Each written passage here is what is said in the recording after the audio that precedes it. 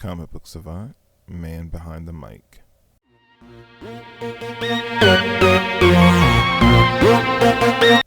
Welcome back to the Comic Book Savant podcast. I'm your host, James Harris. This episode is going to be the man behind the mic, episode for July, just to give you kind of an update what's been going on with me behind the scenes and what goes into putting the show together or just being a content creator in general.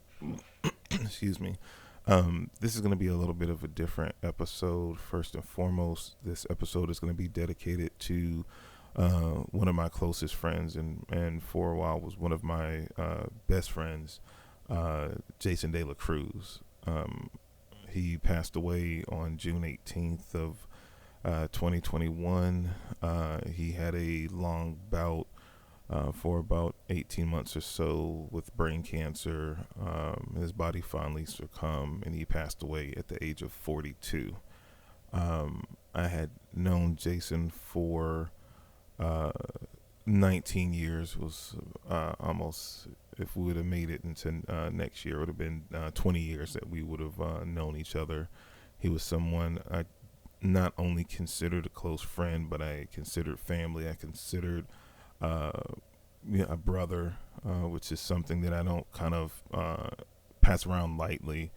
I'm not the closest to my own family, and even my own. Well, I've rebuilt my relationship with my own sibling. I have an older sister, but it was just me and her. But and we were estranged for many years, and just recently kind of rebuilt our relationship. But Jason was one of those people that truly, in that gap, I was estranged from different people in my family that was there for me, as well as someone else you might know, Heath, which is, who I always affectionately call my brother from another mother that I do Spinner Rack Bros with. I've known him for about, as long as I've been doing a podcast, so 15, 16 years at this point. So when I use that terminology, I never use it lightly, so it was one of those people that I was really that close to. He was a part of the Facebook group. He posted very lightly. He always just liked being a part of it, of the group and different things that I did, even though he wasn't an avid comic reader. He mainly got into comics mainly because of me, because it was something that I was into. So, at times I would lend him comics and he would read, but he was a huge fan of he was more of a movie fan than he was a comics fan. But when the MCU kicked off, he loved it, and we went to go see the first one together, and we went to go see many of them together when we lived in the same city. But then we kind of parted ways, as far as he moved to one part of the country, I moved to another part. So we would I would go visit him in Chicago. He would come visit me in Texas.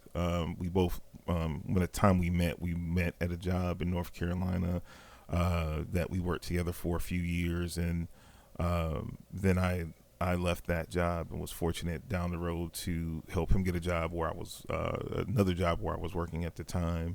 And so we worked together twice in the workforce, and our friendship just stayed consistent behind the scenes and just became closer and closer over the years. So it's definitely hit me hard, the loss. You can always, prepare for something when someone is terminally ill, and it could potentially go, either way at any time. But still, how I got the news totally kind of blindsided myself. I was, I guess, emotionally prepared for the eventual loss, but I think mentally I wasn't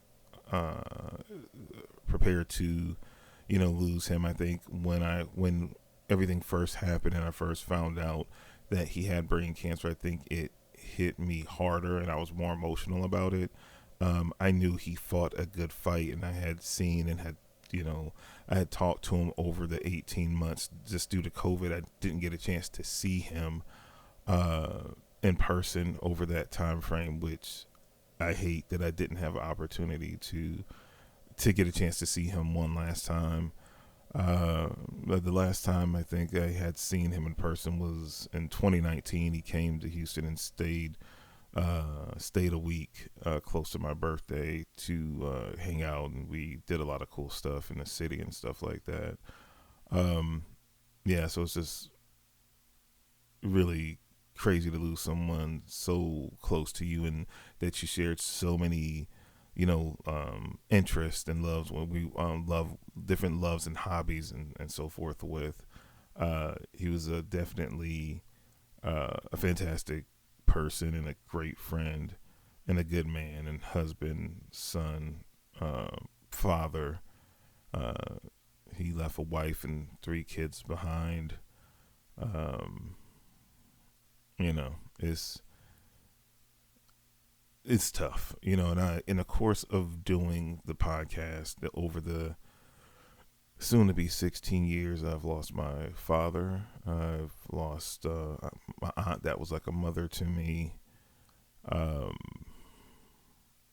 I've lost a wife because I went through a horrible divorce, remarried and found the love of my life, and remarried. Grandchildren, his children being born, my godchildren. So many, ups and downs that you can't kind of quantify into words, and I'm trying my best to. I can't say how much he had meant to me personally, and what kind of effect that he had on my life. Again, it was really cool to find like a kindred spirit that, kind of had all the similar interests that we share together. We both love tech. We both were, loved movies and would constantly go to the movies. I don't know over the years how many movies we, saw together. It was quite a few. We both were foodies and shared a love of food, and we taught each other different recipes. He was he was Filipino, me being African American. That was a real interesting fusion when it came to food and recipes. He taught me and showed me and things he exposed me to, and vice versa. We both were huge sports fans, and we used to go to a bunch of. He was natively from Chicago, so when we both lived in North Carolina. And even though I was born in Connecticut, I lived most of my life in North Carolina. For some of you that have listened to the podcast for a long time, know my parents were both from North Carolina. I moved to North Carolina when I was about 10 or 11. I pretty much stayed until I moved to Texas, and about 7 years ago now. So I lived the majority of my life in North Carolina, though I was born in Connecticut. So I is lived there for a long time. So in that time we lived there, I happened to move at a really interesting time. So I moved right when the Charlotte Hornets were first created as a sports team, basketball team in North Carolina, and then I saw the creation of the Carolina Panthers. So since I lived most of my life in North Carolina, I'm a homer when it comes to the North Carolina sports teams. Not really into hockey, so I don't follow the Hurricanes like that. But I love with the passion, even though both teams are relatively horrible the majority of the time. I'm a huge Carolina Panthers fan, if you didn't know that about me, and a Charlotte Hornets fan. So we used to go to a lot of the basketball games together. And when they played the Bulls, the couple of times a year they would play the Bulls, we always made sure we went to the home games because where we lived in North Carolina, from the arena was like an hour and a half drive. So we made pilgrimages every year to at least catch one or both games when the Bulls would come into town, and root for our teams and just have a ball with one another. So again, this shared all these common interests, and again, he wasn't heavy in the comics, but he got into comics. And when I was still back in the day, when I was still getting my big orders from DCBS, he would always be curious, and he started borrowing comics and started reading books like like The Boys when The Boys was originally coming out. He liked certain the Dark Horse Star Wars books. Like I was huge into Star Wars Legacy. He was a big Star Wars fan, so he would read that. Um, and he just would try different things. He would try to read different like X-Men stuff. He tried to read more mainstream stuff, but he the stuff that didn't have all the backstory like The Boys and like Star Wars Legacy, because he already had knowledge, so light knowledge of Star Wars via the movies, that he could jump right into it. So I always thought that was cool, and I always kind of encouraged it, and he really got into it when we were around, and when we both moved to different cities and different states. He kind of stopped reading comics because it was just, hey, I'll borrow some from James kind of situation. um I just have so many floods of great comic book related memories of the first time we went to go see Iron Man, and how like hype we were when we came out of the theater. Like it was something that, how amazed we both were, and when we left the theater to see something that we thought as kids that would be impossible to be done, and that it happened, and we just watched it, and it was just so mind blowing seeing that movie the first time in theaters with each other, being such huge superhero fans. Even though he wasn't necessarily the most well-read comic book fan, he was still loved superheroes and the genre. So it was yeah, we had a lot of good memories over the time, and I definitely can say that he had made a profound impact on not just my life but others he came into contact with. I can say he definitely helped me become a better person uh, in many ways, and always being there when I just needed to vent, or someone just in general to talk to, which helped me through a lot of tough times. And I can't lie and say that his loss hasn't affected me a lot, because it has. It definitely has. But I've been trying my best to do as I always have when I've taken these personal, hits and losses. I just try my best to push forward, and know that that's what he would want me to do. And I know I have the support of this community. I always have. That's probably part of the reason that I felt comfortable enough to do this episode.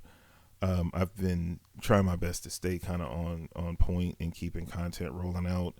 It might be a slight break in content for a week or so, because it's just been hard for me to kind of focus. I've tried to record some over the past few weeks. I try to stay ahead and have things pre-recorded so you don't have any breaks in content. It's just been hard. I think I've tried, I don't know, 3 different times to sit down and record before I'm sitting down recording this episode today. And it's been hard to say the least.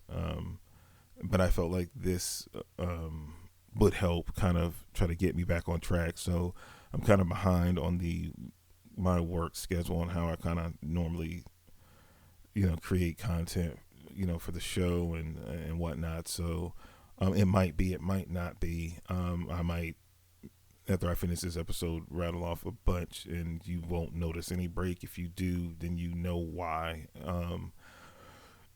Yeah, I don't know what else to say. I just felt like this was something that had to be said. I appreciate everything that you all have done for me, personally, supporting me as a content creator, supporting me as a person, supporting me as a friend. Because you all that I've reached out to, I've gotten to know through the Facebook group or emails over the years, have become friends. It's so funny. On I've had time to look back over like the past like 20 years or so of my life, and really the past 15 or so years, and it was like some of the coolest people and most genuine people I've met over the internet and message boards and chat groups and things like that, from doing the show or just being involved in this hobby that we call comics, and have met some outstanding people It wasn't just because of the pandemic, and I've seen things recently that now that things are opening up, people are like, well, were these superficial relationships that I've made with people, based on the pandemic, and I was cooped up in the house, and like now that I can go out, will those friendships and relationships fizzle out? And it all depends on you. It all depends on how genuine you were when you met that individual. Because I'm a testament to, I've met so many people that are have become so close to me, and so important to me in my life, that I met through non-traditional means, and those relationships have lasted multiple years. I met Jason inadvertently on a job. I was calling a support line. I called and I talked to him, and then one day, some weeks later, I bumped into him in the break room, and we just start talking, I think, about movies or video games or whatever it was at the time, and it turned into a 19-year brotherhood, based on a simple conversation on video games. I just happened to recognize his voice from the person I talked to on the phone. Um, so don't discount people in your life. It doesn't matter how you met them. It just matters that they're there. And I appreciate every single one of you, for giving me this platform to, express myself in all manner of ways that I see fit, and having my back through it all. But that's all I have for you guys for this episode. I just want to close this out saying, Jason, I love you. You will be missed always. And you guys take care of yourself, and I'll talk to you soon. Bye.